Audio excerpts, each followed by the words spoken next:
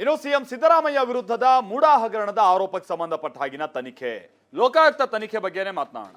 ಲೋಕಾಯುಕ್ತ ತನಿಖೆಗೆ ಸಂಬಂಧಪಟ್ಟ ಹಾಗೆ ಬಹುತೇಕ ಅಂತಿಮ ಹಂತಕ್ಕೆ ಬಂದಿದೆ ಅನ್ನುವಂಥ ಸಂಗತಿ ಗೊತ್ತಾಗ್ತಾ ಇದೆ. ಆ ತನಿಖೆಯಲ್ಲಿ ಅಂದ್ರೆ ಆ ತನಿಖಾ ವರದಿಯಲ್ಲಿ ಇಲ್ಲಿ ಮುಖ್ಯಮಂತ್ರಿಗಳು ಹಾಗೆ ಅವರ ಪತ್ನಿಗೆ ಬಹುತೇಕ ಕ್ಲೀನ್ ಚಿಟ್ ಕೊಡಲಾಗಿದೆ. ಇದು ಅಧಿಕಾರಿಗಳ ಎಡವಟ್ಟಿನಿಂದ ಆಗಿರೋದು ಅಂತ ಅದರಲ್ಲೊಂದು ಉಲ್ಲೇಖ ಆಗಿದೆ ಅನ್ನುವಂಥದ್ದು ಗೊತ್ತಾಗ್ತಾ ಇರುವಂಥ ಸಂಗತಿ. ವೆರಿ ಇಂಟ್ರೆಸ್ಟಿಂಗ್ಲಿ ಒಂದ್ ಕಡೆ ಅಂತಿಮ ಹಂತಕ್ಕೆ ಬಂದು ವರದಿ ಸಲ್ಲಿಕೆ ಆಗ್ತಾ ಇರುವಂತ ಸಂದರ್ಭದಲ್ಲೂ ಕೂಡ ಇವತ್ತೂ ಕೂಡ ಇದಕ್ಕೆ ಸಂಬಂಧಪಟ್ಟ ಹಾಗೆ ತನಿಖೆ ನಡೀತಾ ಇರುವಂತದನ್ನು ಕೂಡ ನಾವು ನೋಡ್ತಾ ಇದ್ದೀವಿ. ಕಾರಣ ಈಗ ಆಲ್ರೆಡಿ ಕ್ಲೀನ್ ಚಿಟ್ ಏನೋ ಕೊಟ್ಬಿಟ್ಟಿದ್ದಾರೆ, ಬಟ್ ಅದಕ್ಕೆ ಸಂಬಂಧಪಟ್ಟಾಗಿನ ಪೂರಕವಾದಂತ ಸಾಕ್ಷ್ಯಗಳನ್ನ ಕಲೆ ಹಾಕುವಂತ ನಿಟ್ಟಿನಲ್ಲಿ ಈಗಲೂ ಕೂಡ ಆ ಪ್ರಯತ್ನಗಳು ಆಗ್ತಾ ಇದೆ, ಆ ಚಟುವಟಿಕೆಗಳು ಆಗ್ತಾ ಇದೆ ಅಂತ ಗೊತ್ತಾಗ್ತಾ ಇರುವಂತ ಸಂಗತಿ. ಹಾಗಾಗಿ ಈ ತನಿಖೆ ಮೇಲೆ ಗುಮಾನಿ ಉಡ್ತಾ ಇದೆ. ಒಂದ್ ಕಡೆ ಇದಕ್ಕೆ ಸಂಬಂಧಪಟ್ಟಾಗಿನ ದೂರುದಾರರು ಈ ರಿಪೋರ್ಟ್ ಸಲ್ಲಿಕೆ ಆಗ್ಲಿ, ಇದರ ಆಧಾರದ ಮೇಲೆನೆ ಸುಪ್ರೀಂ ಕೋರ್ಟ್ ತೀರ್ಪು ಕೊಡುತ್ತೆ ನೋಡಿ ಅಂತ ಹೇಳ್ತಾ ಇದ್ದಾರೆ. ಹಾಗಾದ್ರೆ ಮೂಡಾಕ್ ಸಂಬಂಧಪಟ್ಟ ಹಾಗೆ ಎಲ್ಲಿ ತನಕ ಬಂದಿದೆ ತನಿಖಾ ಪ್ರಗತಿ, ಬನ್ನಿ ವರದಿಯಲ್ಲಿ ನೋಡ್ಕೊಂಬ.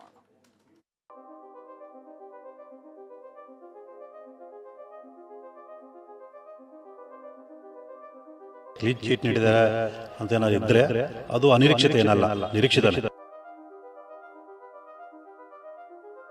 ಮಾನ್ಯ ನ್ಯಾಯಾಲಯ ಈ ಪ್ರಕರಣ ಸಿಬಿಐಗೊಳಿಸುವಂತ ಒಂದು ಸೂಕ್ತ ಆದೇಶ ಮಾಡ್ತಾನೆ ನಿರೀಕ್ಷೆ ನಮಗೆ. ಡಿ ಕೆ ಶಿವಕುಮಾರನ ಮುಖ್ಯಮಂತ್ರಿ ಮಾಡಿ ಒಂದ್ಸತಿ ಇನ್ವೆಸ್ಟಿಗೇಷನ್ ಮಾಡಲಿ ನೋಡೋದು ತಾಕತ್ತಿದ್ರೆ.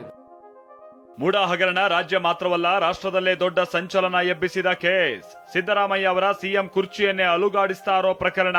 ಇದೇ ಪ್ರಕರಣ ಇದೀಗ ಕ್ಲೈಮ್ಯಾಕ್ಸ್ ಘಟ್ಟಕ್ಕೆ ಬಂದಿದೆ.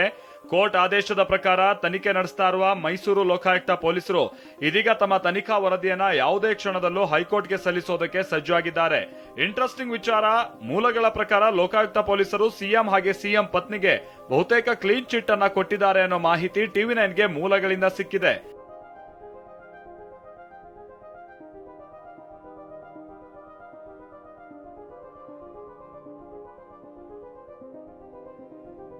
ಲೋಕಾಯುಕ್ತ ಪೊಲೀಸರ ತನಿಖೆ ವೇಳೆ ಮೂಡಾ ಹಗರಣದಲ್ಲಿ ಸಿಎಂ ಸಿದ್ದರಾಮಯ್ಯ ಪಾತ್ರ ಮತ್ತು ಅವರ ಪತ್ನಿ ಪಾತ್ರ ಎಲ್ಲೂ ಕಂಡುಬಂದಿಲ್ಲ.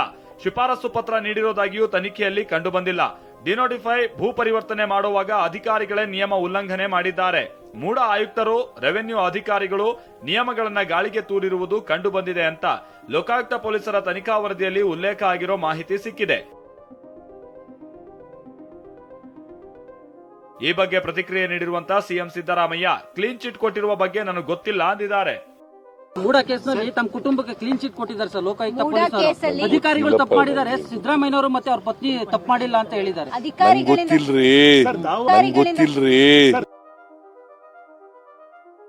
ಇನ್ನು ಲೋಕಾಯುಕ್ತ ಪೊಲೀಸರ ವರದಿಯಲ್ಲಿ ಕ್ಲೀನ್ ಚಿಟ್ ನೀಡಲಾಗಿದೆ ಅನ್ನೋ ವಿಚಾರವಾಗಿ ಪ್ರತಿಕ್ರಿಯೆ ನೀಡಿರುವ ದೂರುದಾರ ಸ್ನೇಹಮಯಿ ಕೃಷ್ಣ, ಇದು ನಿರೀಕ್ಷಿತ. ಇದರಿಂದ ನನ್ನ ಹೋರಾಟಕ್ಕೆ ಹಿನ್ನಡೆ ಆಗಲ್ಲ. ಈ ಕ್ಲೀನ್ ಚಿಟ್ ವರದಿ ನನಗೆ ಪೂರಕ ಆಗುತ್ತೆ. ಇದೇ ವರದಿ ಆಧರಿಸಿ ನ್ಯಾಯಾಲಯ ಪ್ರಕರಣವನ್ನ ಸಿಬಿಐಗೆ ನೀಡಲಿದೆ ಅನ್ನೋ ವಿಶ್ವಾಸ ವ್ಯಕ್ತಪಡಿಸಿದ್ದಾರೆ.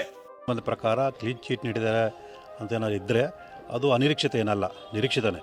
ಸೊ ಲೋಕಾಯುಕ್ತದರು ಮುಖ್ಯಮಂತ್ರಿಗಳ ಪ್ರಭಾವಕ್ಕೊಳಗಾಗಿ ಅವರು ತಪ್ಪು ವರದಿ ಅಥವಾ ಸುಳ್ಳು ವರದಿಯನ್ನು ಸಲ್ಲಿಸ್ತಾರದಲ್ಲಿ ಈಗಾಗಲೇ ನಮ್ಗೆ ಅನುಮಾನ ಇತ್ತು. ಈ ಕಾರಣದಿಂದಲೇ ನಾವು ಈ ಪ್ರಕರಣ ಸಿಬಿಐ ಕೊಡಬೇಕು ಅಂತೇಳಿ ಮಾನ್ಯ ನ್ಯಾಯಾಲಯಕ್ಕೆ ಅರ್ಜಿ ಸಲ್ಲಿಸ್ಕೊಟ್ಟಿರೋಂಥದ್ದು. ಇದೇ ಕೆಲವೇ ದಿನಗಳಲ್ಲಿ ಅದರ ಬಗ್ಗೆ ಒಂದು ತೀರ್ಪು ಕೂಡ ಬರೋಂಥ ಸಾಧ್ಯತೆ ಇದೆ. ಹಾಗಾಗಿ ಅವ್ರು ಏನೇ ಕ್ಲೀನ್ ಚಿಟ್ ಕೊಟ್ಟಿದ್ರು ಕೂಡ ನಮ್ಗೆ ಯಾವುದೇ ರೀತಿ ತೊಂದರೆ ಆಗಲ್ಲ. ಯಾಕಂದರೆ ಈಗಾಗಲೇ ಸಿಬಿಐ ಕೊಡೋದಕ್ಕೆ ನಾವು ಮಾಡಿದ್ವಿ. ಇವರು ಇದೇ ರೀತಿ ವರದಿ ಕೊಟ್ಟಿದ್ದರೆ ಕೂಡಲೇ ಮಾನ್ಯ ನ್ಯಾಯಾಲಯ ಈ ಪ್ರಕರಣ ಸಿಬಿಐಗೊಳಿಸುವಂಥ ಒಂದು ಸೂಕ್ತ ಆದೇಶ ಮಾಡ್ತಾನೆ ನಿರೀಕ್ಷೆ ನಮಗಿದೆ. ಇದೇ ವಿಚಾರವಾಗಿ ಮಂಗಳೂರಿನಲ್ಲಿ ಮಾತನಾಡಿರುವ ಬಿಜೆಪಿ ಶಾಸಕ ಭರತ್ ಶೆಟ್ಟಿ, ಡಿಕೆ ಅವರನ್ನ ಸಿಎಂ ಮಾಡಿ ನೋಡಿ, ತನಿಖೆ ಮಾಡಿ ನೋಡಿ, ಆಗ ಲೋಕಾಯುಕ್ತ ಪೊಲೀಸರ ವರದಿ ಸಿದ್ದರಾಮಯ್ಯ ವಿರುದ್ಧವೇ ಬರುತ್ತೆ ಎಂದಿದ್ದಾರೆ. ಇದೆಲ್ಲ ನೋಡುವಾಗ ಇದು ಖಾಲಿ ಒಂದು ಕಣ್ಣಿಗೆ ಏನು ಬೂದಿ ಎರಚುವಂಥ ಕಾರ್ಯಕ್ರಮ, ಸಾರ್ವಜನಿಕರ ವಲಯದಲ್ಲಿ ಒಂದು ಇಮೇಜನ್ನು ಕೊಡುವಂಥ ಪ್ರಯತ್ನ ಇದರಿಂದ ಆಗಿದೆ. ಇದಕ್ಕೆ ಸರಿಯಾದ ಇನ್ವೆಸ್ಟಿಗೇಷನ್ ಆಗಬೇಕು. ಮೊದಲು ಅವರು ರಾಜೀನಾಮೆ ಕೊಡಬೇಕು. ರಾಜೀನಾಮೆ ಕೊಟ್ಟು ಯಾವುದೋ ಒಂದು ಮುಖ್ಯಮಂತ್ರಿಗಳನ್ನು ಮಾಡ್ಕೊಳ್ಳಿ ನಡುವೆಲ್ಲಿ ಟೈಮ್ ಪಾಸ್ ಟೆಂಪ್ರರಿ ಆಗಿ, ಹಾಗೆ ಇನ್ವೆಸ್ಟಿಗೇಷನ್ ಮಾಡಿ ನೋಡುವಾಗ ಏನಾಗ್ತದೆ ಅಂತ. ಇದೇ ಏನು ಕೊಟ್ಟಿದ್ದಾರೆ ಕ್ಲೀನ್ ಚಿಟ್, ಆಗ ಇದೇ ಚೇಂಜ್ ಆಗ್ತದೆ. ಡಿ ಕೆ ಶಿವಕುಮಾರನ ಮುಖ್ಯಮಂತ್ರಿ ಮಾಡಿ ಒಂದ್ಸತಿ ಇನ್ವೆಸ್ಟಿಗೇಷನ್ ಮಾಡಲಿ ನೋಡೋ ತಾಕತ್ತಿದ್ರೆ. ಅಸಲಿಗೆ ಮೂಡಾ ಪ್ರಕರಣವನ್ನ ಸಿಬಿಐಗೆ ವಹಿಸಬೇಕು ಅಂತ ಕೋರಿರುವ ಅರ್ಜಿ ಕುರಿತು ಜನವರಿ 27ನೇ ತಾರೀಕಿನಂದು ಹೈಕೋರ್ಟ್ ತೀರ್ಪನ್ನ ಪ್ರಕಟಿಸೋ ಸಾಧ್ಯತೆ ಇದೆ. ಈ ಮಧ್ಯೆ ಇವತ್ತು ಕೂಡ ಲೋಕಾಯುಕ್ತ ತಂಡ ಮೂಡಾ ಕಚೇರಿಯಲ್ಲಿ ಶೋಧ ನಡೆಸಿದೆ. ನಿವೇಶನ ನೀಡಬೇಕು ಅಂತ ನಿರ್ಧರಿಸಿದ್ದ ಸಭೆಯ ಮಾಹಿತಿಯನ್ನ ಕಲೆ ಹಾಕಿದೆ.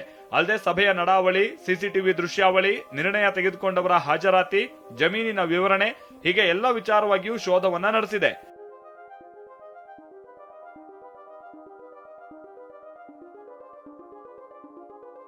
ಸದ್ಯ ಲೋಕಾಯುಕ್ತ ತನಿಖೆಯನ್ನ ಪೂರ್ತಿ ಮಾಡಿದ್ದು ವರದಿಯನ್ನ ಸಿದ್ಧಪಡಿಸಿದ್ದಾರೆ. ಅದಕ್ಕೆ ಬೇಕಾದಂತಹ ಪೂರಕ ಮಾಹಿತಿಗಳನ್ನ ಇವತ್ತು ಕಲೆ ಹಾಕಿದ್ದಾರೆ. ಬೆಂಗಳೂರಿನಿಂದ ಕಿರಣ್ HV ಜೊತೆ ರಾಮ್, TV9 ಮೈಸೂರು.